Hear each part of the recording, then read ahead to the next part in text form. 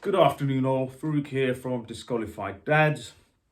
This is the first official Disqualified Dads podcast, and again it's a very amateurish setup, so apologies for that.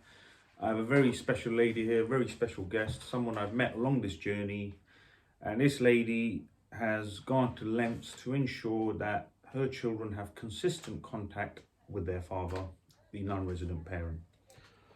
And also, just to point out, this is a real woman. As far as I'm concerned, I have a lot of respect for this lady for doing what she's done. Chrissy, do you want to introduce yourself? Yeah, I'm Christina here with Disqualified Dads. Thank you for having me. Absolutely. I'm more than happy to share my views today with you.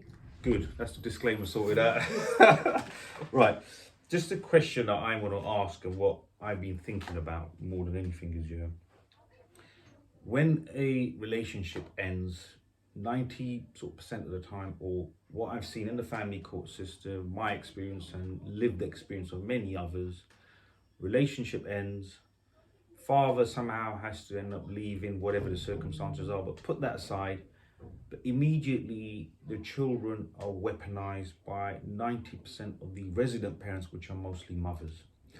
Now, when I heard your story, and the fact that you didn't go down this road like most others, I want to know what was going through your head and why did you do things differently?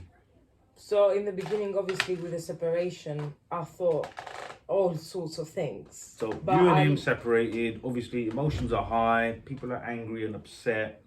How is it that your brain did not go to straight away, kids, mine, done, see you later?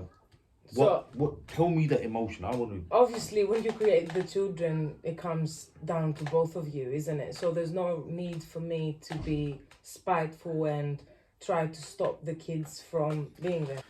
Yes, carry on.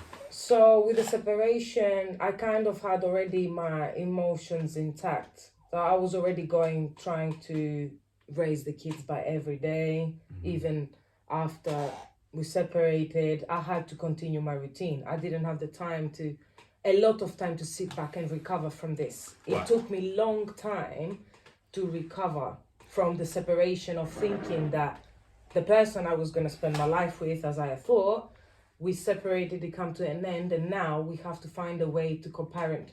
Right, okay, let me cut you in there, yeah? Now, this is exactly how I think it happens, yeah? What most women, I believe, would say was, I was already raising the kids. They were already my priority. I was already doing that. So when the relationship ended, he's out of the equation and I will carry on, and he doesn't need to be part of this. That's what most people do.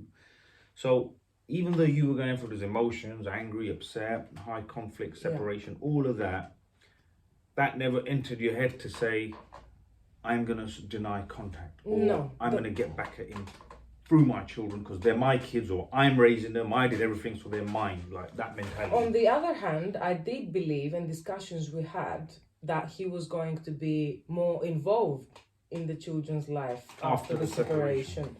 So there was a lot of things going on in the beginning, try to organize everything financially, how many times a week or when he would see the children, up until the point that I decided to take it to court, when I was thinking that I don't think this is working between us anymore.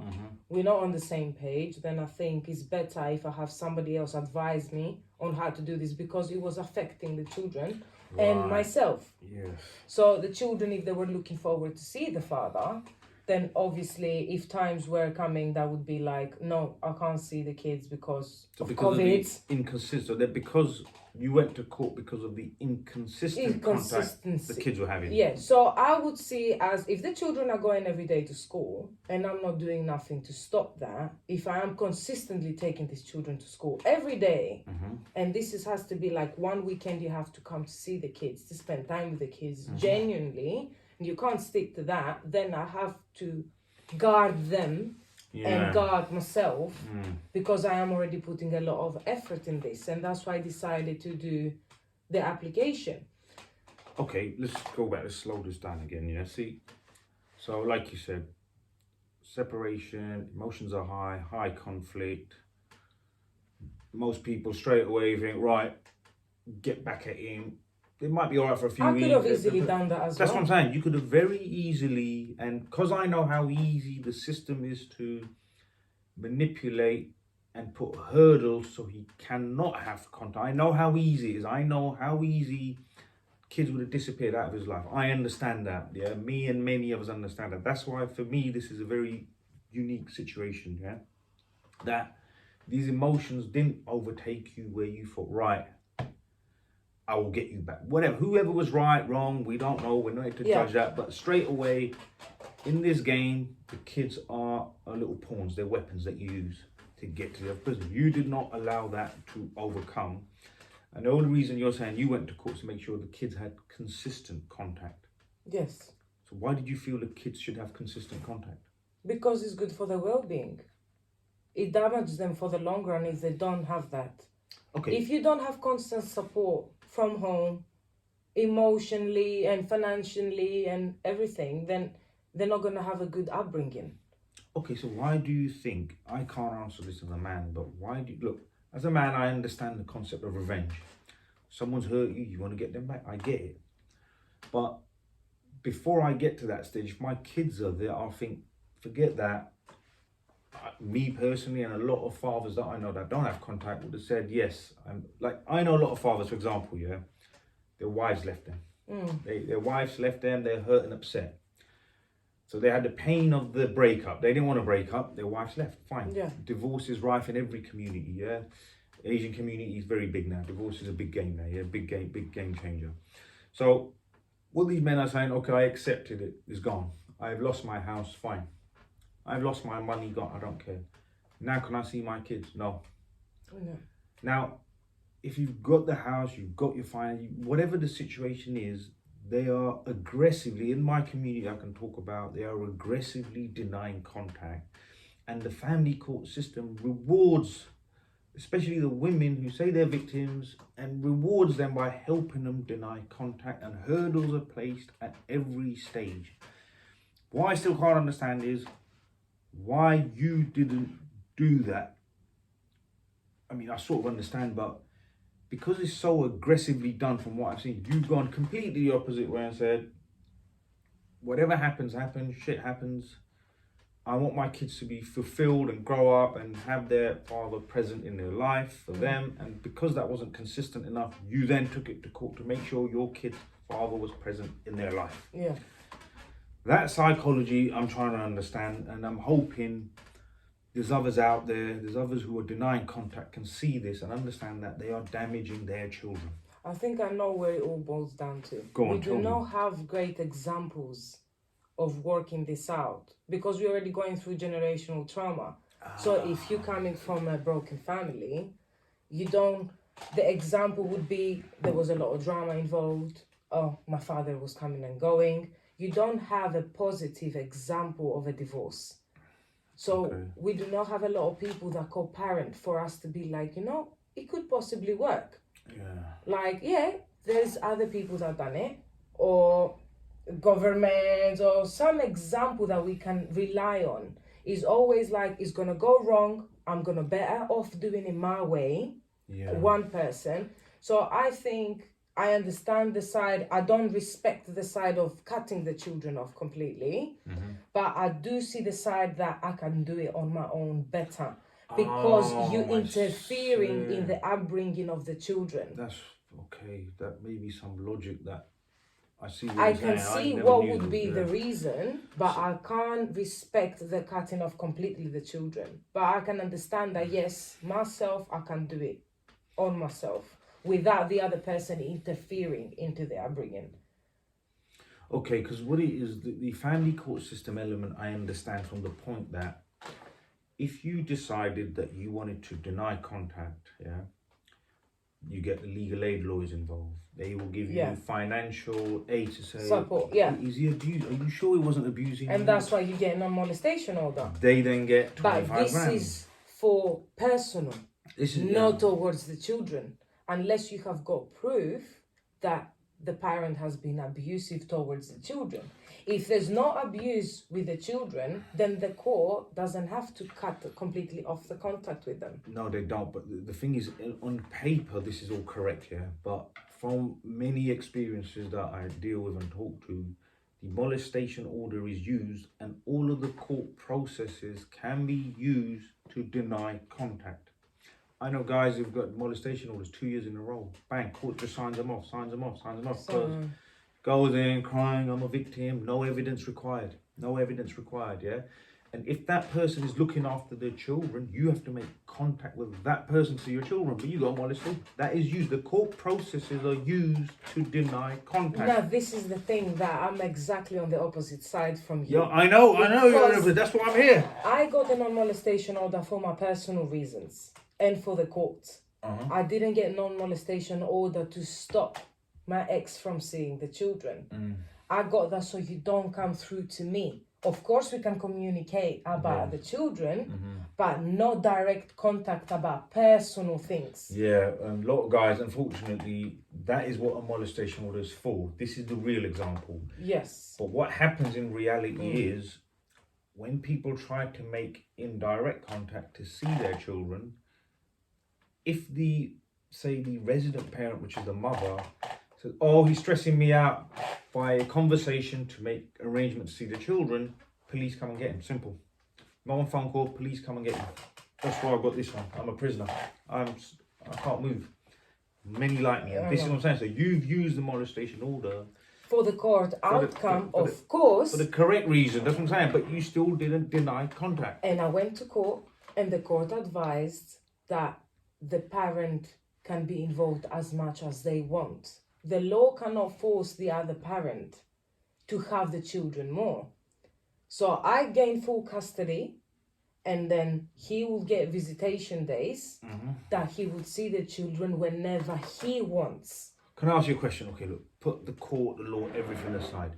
If he said to you, let's say he comes up, he phones you, says, listen, I want to see the kids more, this and that. I want to see the kids more during the week. I want to see them on weekends. I want to take them out. Would you have a problem with that? No. No issue. The whole point, same like the judge informed us at the end of the court, was this is just the minimum that you are required to see the kids. Bloody hell. Then it comes down to you two to communicate if you want to have more the children. Yeah, listen, talking to you, like I said, it's like deja vu I'm having. Like, you think it's so hard and difficult for non-resident parents, 90%. Obviously, there's some women as well who are non-resident parents. What would I gain out of it? No, I get it, but I Yeah. just don't understand the court processes many have seen and experienced and witnessed. They're brutal. There are many barriers and hurdles put in there to deny contact. Yeah. Hurdles and hurdles and hurdles and barriers for fathers who are fighting for years and years, and they give up along the way. Some commit suicide because they cannot get contact. And there, when you say to the court, yes, I want to give contact because they're sorry, we can't force it. So the court are happy to not give contact to those that want it. And the ones that are trying to do it for the sake of their children, they say, sorry, we can't force them. So they're just, this is what I'm saying. The family court system initially, as far as I'm concerned, it's not there for children. It's just a system monetized. So make money from your pain, my pain, children's pain. And what happens, you know what, as you said, right, when so you've had a separation, emotions are high, people are angry, and let's say one parent, 90% of the time, mostly the mother says, I can do this better. He was useless anyway, I can do this better, and their mother, I was raising them anyway. Then they start, I don't know, talk to their friends. Why don't you do this? Why don't you get this order? Why don't you get legal aid? Go to the doctor, go start crying. All of these games. And when they get behind them, even those women that are not victims, they were just in a bad marriage or a bad relationship or a relationship that failed. Are you sure? And this is the reality is, have you ever had an argument in, say, 10 years? Everyone's had an argument, do you know what I mean? I had an argument with myself before I came here. Everyone had an argument, And what the family court system, what these legal aid lawyers and these women's aid group do is, did he ever disagree with you? No, that's coercive control. The point is, and my point is, there's genuine victims. There's real victims who need and deserve the help. But since the legal aid mandate changed in 2013, the domestic abuse allegations have gone up to secure legal aid. And I am not saying that there's no domestic abuse.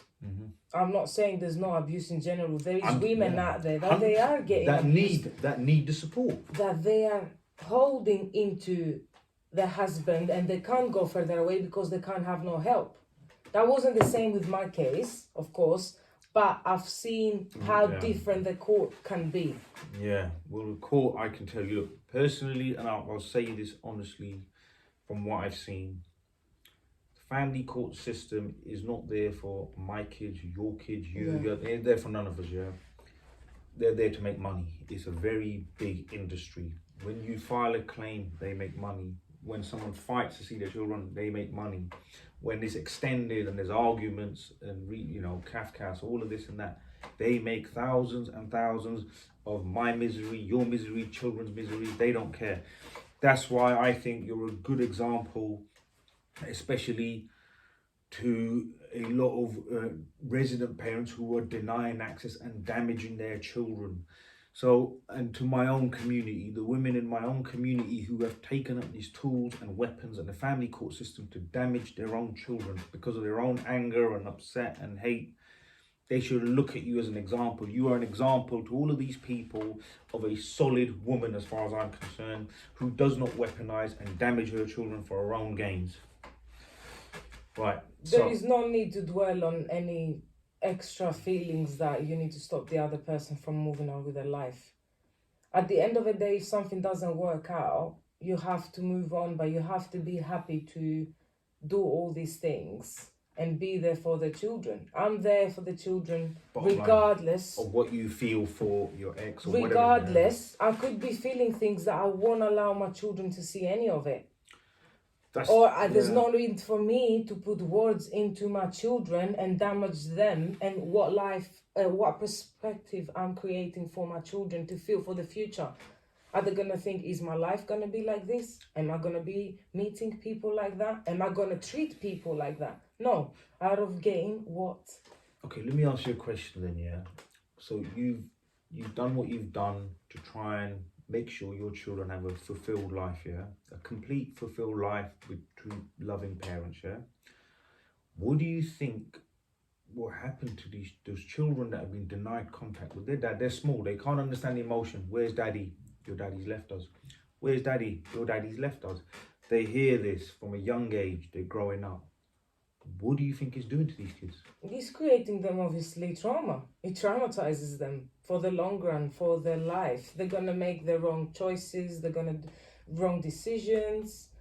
It's going to be a big impact to the children that they don't have the father involved.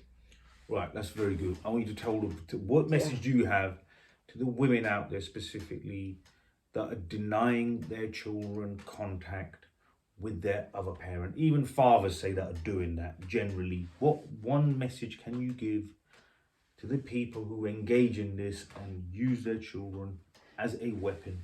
I feel that accepting the fact that something is out of your control and then just allowing the children to be children and then just move on with whatever you have to do and try to co-parent with the other person. Try to find a way, try mediation or somebody that is outside of your family circle or somebody else that you can sit down and speak both sides and try to solve it. Mediation didn't work for me. That's why I had to go to court. Then somebody else, I have to speak my side, whatever I can provide and whatever the father has to provide. And then obviously the judge made their own decision. You can't force the father to be there if he doesn't want to be there. He's going to be there how much he wants and how much he can. Yeah. And that's all the best you can do. I'll try to do my best as a mother. I'm protecting my children from whatever they have to be protected. Yeah. I mean, we all know what's right from wrong. And deep inside, you only end up damaging yourself. Yeah, it's a very good point. You only end up creating problems within your family. And your children. And yes, within your family, exactly. Children are your family and you're just damaging what you created. Let's pause for a minute. That was good. Right, Chrissy, carry on. Tell me about what your concerns were about when your kids grow up, if you denied contact. Like, did you have any fears that your kids will say to you, Mum, you say your son's 18, your daughter's 18, we couldn't see our dad because of you. Yeah, 100% I had that in my head. I didn't want to be not only blamed, but pointed the finger that you tried to stop us from seeing the dad. My intentions was never like that. If I felt that there is playing emotionally with their well-being, and then obviously I thought I don't want to do that. Yeah. Because it traumatizes for the long run. At the end of the day, they're gonna grow and they're gonna ask about their dad. And they're gonna come to the point that's gonna be like, you didn't let us see our dad. Why did you stop him from seeing us? Then they will blame you. So this is the whole reason of why I have everything in paper. So when they do grow up and they ask me, why is it your fault that our daddy was coming to see us every fourth night or whatever, I'll be like, no, I wanted your daddy to be there. Obviously, you wanted your daddy to be there. When you was little, you was telling me, why is my daddy not as much there? And I tried my best to give you that consistency even from his side. Maybe in the future, when they're older, I'm not saying it's easy. It's not easy at all. My children are under 10. So my daughter is 7 and my son is 3. They're very young and they still have got a long time to go. We have many years of this to go. I'm feeling like maybe in few years, he might come and tell me, we have got already that schedule, but this weekend, I'd like to see them for this weekend. Yeah, look, of course, let's hope he can. There's no point of me saying, no, you're not going to see them because I already made plans. As long as there's communication in there to set everything straight and be like, you know what? Yeah, of course, this weekend I haven't made no plans, or I can change my plans. You can have them. For me, I wanted... For example, the children, they could go, if they would go every 2 weeks, they could go from Friday to Sunday. If they can't do that, then you have to settle for whatever is possible. Yeah, no, that's fine. Look, as an outside person, I don't know what he's thinking or what he's going through. He's fighting his own demons, whatever pain he's going through. So he has whatever, just to clarify, he does have contact in your case, and he has whatever contact he can manage, and hopefully his bond will strengthen, and he'll get better for his kids, and I hope he does, because I've seen your kids, you know, you're beautiful, lovely kids, and God willing, others can have contact with their children one day, and God willing, we're all blessed with good exes. Yeah, I hope so. With a good ex like this, who will force a contact, you know what I mean? But unfortunately, that's not the case in many cases. Well, I hope it solves that one day, or there is a possible... I think the key is... change on the law, however they're dealing with these things. Yeah, because the thing with what people don't understand, again, the family court system and the court orders, all of that is secret. You can't talk to anyone. You can't tell anyone. You can't, and yours and your children's lives are frankly decided and destroyed in the family by court. Somebody that is not even involved. Somebody... Yes, exactly. Something that they did mention in court was that the decision that's going to be made is probably not going to be good for either one of you, or it's either going to be both of you. With me, I went there to have just everything in written. Be careful what you say about a running case or any case. Anything that was said in court, just talk about a case that you know about. Talk about this case that you know about in court, yeah? That's it, yeah. No, yeah, I'm only talking about my case. No, don't talk about your case. That's what I'm saying. You can't talk about a court case. Just talk about a case. Oh, you can't talk about a court case. Talk about a case that you know about. As in, this case that you know. Yeah. Right. Well. So this case that you know about, tell me about this case. Not your case, this case that you know about. What the judge, what you heard. Yeah. It's alright, it's fine. Carry on, it's fine. As in, like, just talk about it as a third person. I think... Like, when I talk, I'll say cases that I've dealt with, clients that I'm dealing with, people that I'm dealing with, this situation scenario. I don't relate it to myself specifically. Of course. At the end, I think that every case is treated differently. Yeah, it is. No matter whatever the circumstances are there, obviously, if both parents are willing to work towards it, then you should have a... Yeah, that's in an ideal world, I think. In an ideal world, look, if both parents were sensible, it would never end up there, number one. If both parents had the emotional maturity and intelligence to think, yeah, I'm upset, I'm angry, I hate you, you hate me, I get it, shit happens, it's life, let's work together so these children don't grow up damaged and they become the best people they can be when they grow up. Personally, But that is a fantasy, unfortunately. as my experience, it took me a long time as well to recover because I had to focus on the children as well. Mm-hmm. I had to focus on the routine. I had to focus. So firstly, you have to put them, and then you can sit and think about how am I going to recover from this. So as long as you keep everything intact.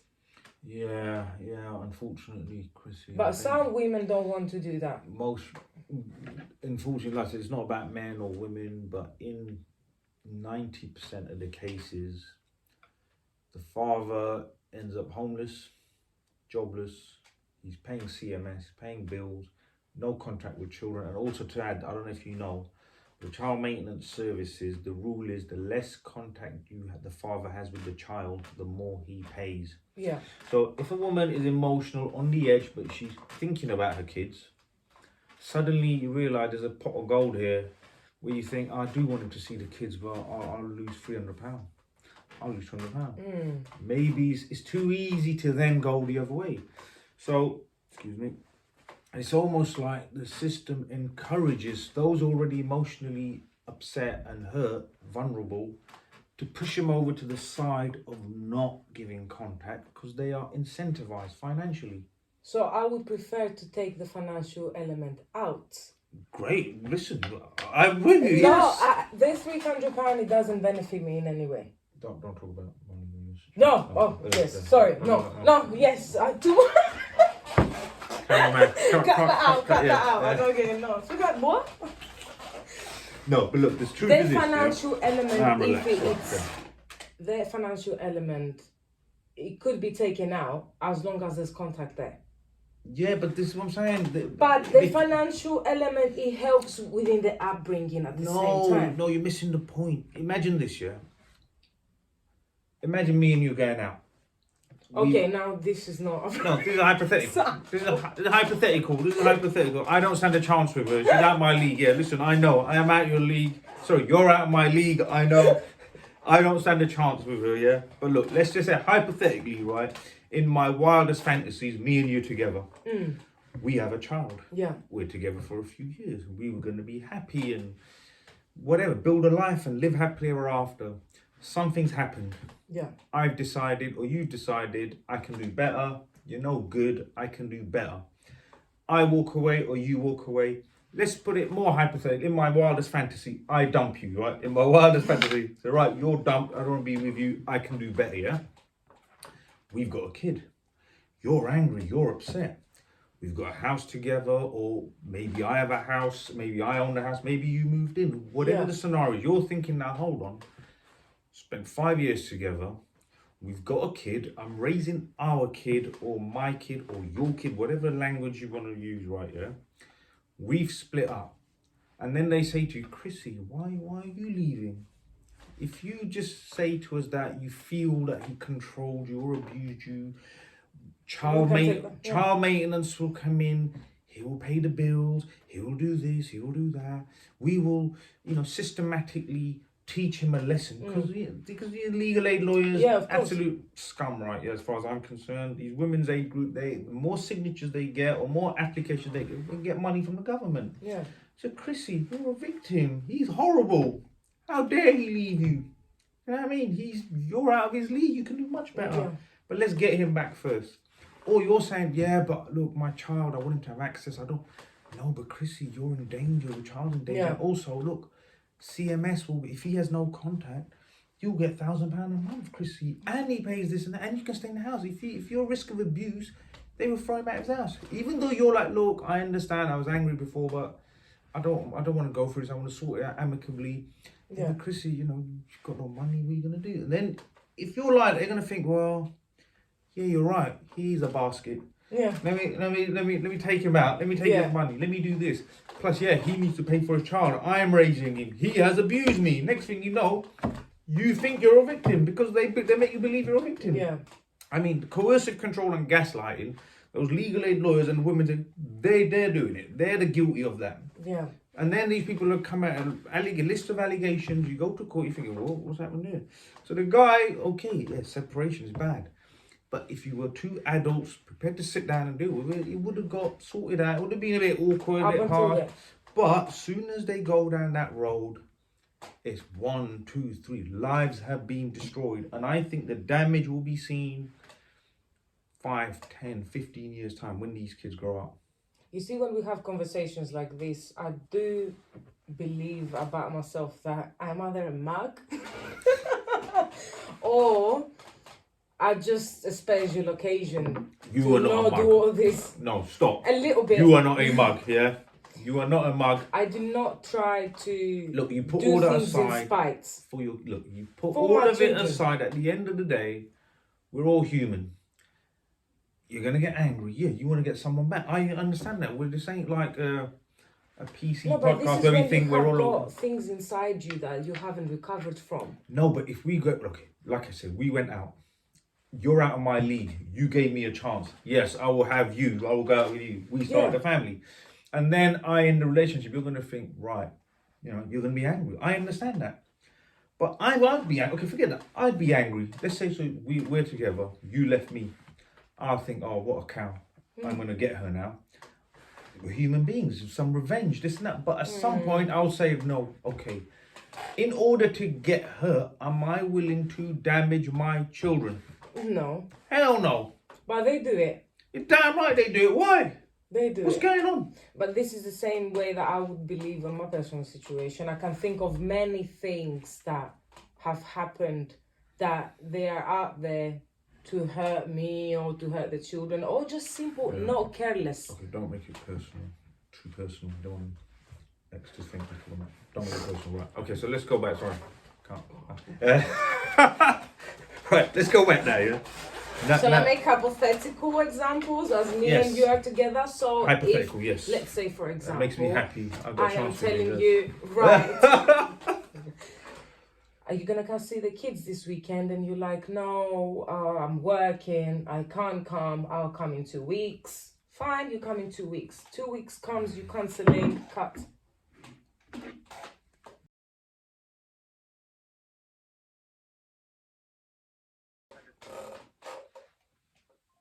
Don't worry, we'll edit that bit out.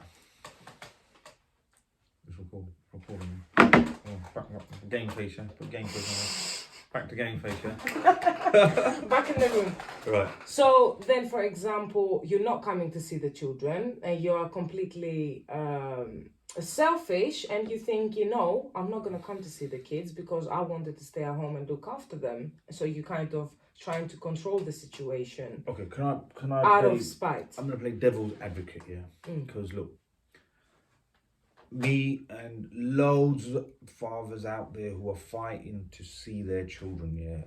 When we hear of cases where a father who's being given contact, he doesn't want to see, I can't understand it. So I'm going to try and be neutral and understand what emotion can lead someone to do this, as in to not want to have contact with their children, especially a father, knowing how many fathers are committing suicide and giving up. And literally they're going through bereavement every day, like they're burying their children every single day. Is torture, yeah?